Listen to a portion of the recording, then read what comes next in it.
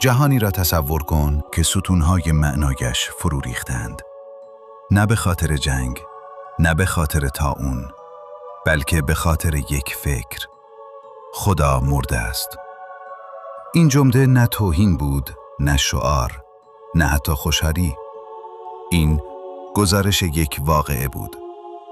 گزارش مرگ چیزی که قرنها انسان به آن تکیه کرده بود.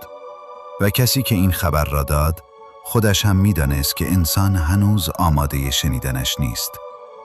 این جمله یک جمله ساده نبود. این اعلام یک فاجعه بود. و کسی که آن را گفت، فریدریش نیچه بود. نیچه فیلسوف آلمانی قرن 19 بود. از بسیاری انسانها جلوتر بود.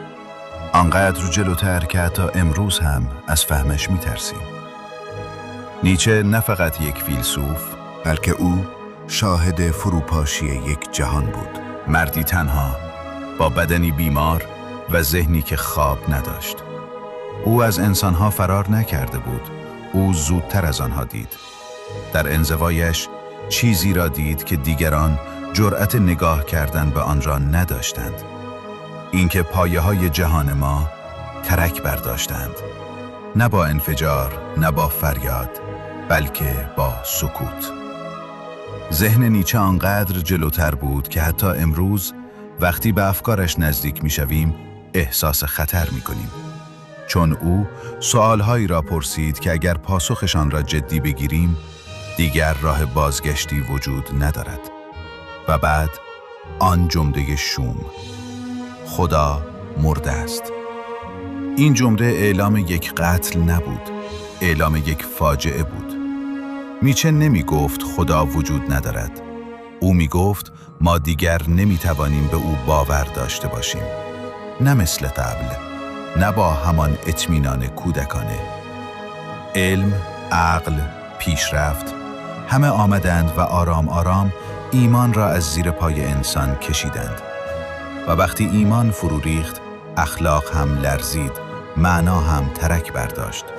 خوب و بد بی صدا رنگ باختند. ما هنوز از نام خدا استفاده می کردیم، اما دیگر به او تکیه نمی دادیم. و این یعنی جهان بی نگهبان شده بود. و ترسناکترین بخش همین جاست. نیچه نمی پرسید آیا خدا مرده. او می پرسید حالا که مرده ما با این خلأ چه می کنیم؟ اگر دیگر قانونی از آسمان نیاید، اگر دیگر صدایی نباشد که بگوید چه درست است و چه غلط، آن وقت چه کسی تصمیم می گیرد؟ انسان؟ یا چیزی تاریکتر که در درون انسان کمین کرده است؟ و شاید ترس واقعی همین باشد، اینکه جای خدا خالی نمی ماند. همیشه چیزی یا کسی جرأت می کند آن را پر کند. و نیچه اولین کسی بود که این را دید. نیهیلیسم، سقوط به تاریکی. نیهیلیسم فقط یک نظریه فلسفی نیست، یک سقوط است. نه سقوط از کوه، بلکه افتادن آرام در چاهی که تهش دیده نمی شود. نیچه می گفت وقتی خدا می میرد، اولین چیزی که می میرد معناست. نه ناگهانی، بلکه مثل نوری که هر روز ضعیف‌تر می شود تا یک شب بفهمی دیگر هیچ چیز را نمی بینی. در دوران نیهیلیسم انسان هنوز نفس می کشد، راه می رود، می خندد. اما در درونش یک سال سرد مدام تکرار می شود. برای چه؟ برای چه زندگی کنم؟ برای چه رنج بکشم؟ برای چه خوب باشم وقتی هیچ معنای نهایی وجود ندارد؟ اخلاق که روزی مقدس بود تبدیل می شود به قرارداد.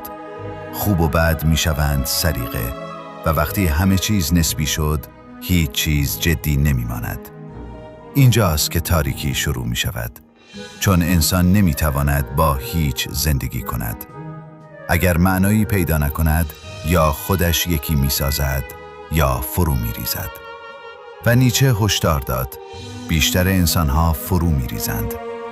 نیهیلیسم مثل هیولا حمله نمی کند، نجوا می کند، آرام می گوید هیچ چیز مهم نیست، پس چرا تلاش کنی؟ و اگر انسان قوی نباشد، اگر نتواند وزن این آزادی وحشتناک را تحمل کند، پوچی دهان باز می کند و او را می بلعد. نه با خشونت، بلکه با بی‌تفاوتی.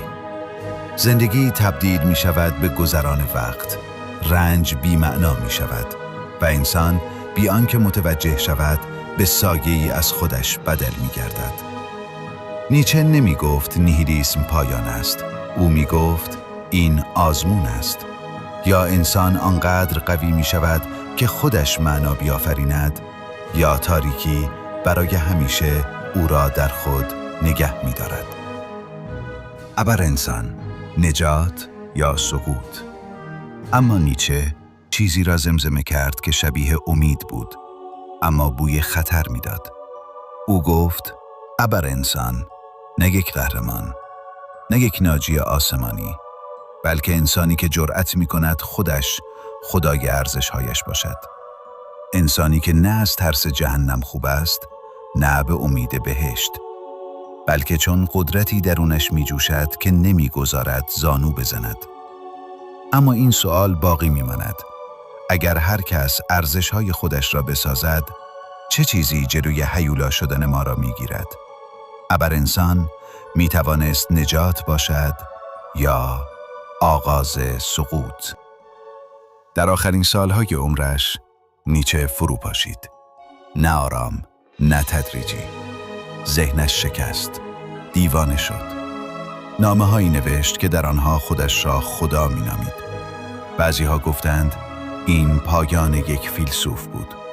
اما بعضی دیگر چیز ترسناکتری گفتند او حقیقت را دید و ذهن انسان برای دیدن آن ساخته نشده بود. نیچه فقط یک انسان نبود، او یک هشدار بود، یک آینه. او از ما پرسید: اگر هیچ معنایی در جهان نباشد، تو چه کسی را انتخاب می‌کنی که باشی؟ و شاید ترسناکترین بخش ماجرا این است که این سوال هنوز بی جواب مانده است. ممنون که تا آخر با ما بودید. حالا نوبت شماست. سابسکرایب کن و زنگوله را بزن و توی اسرار ناپیدا بمون.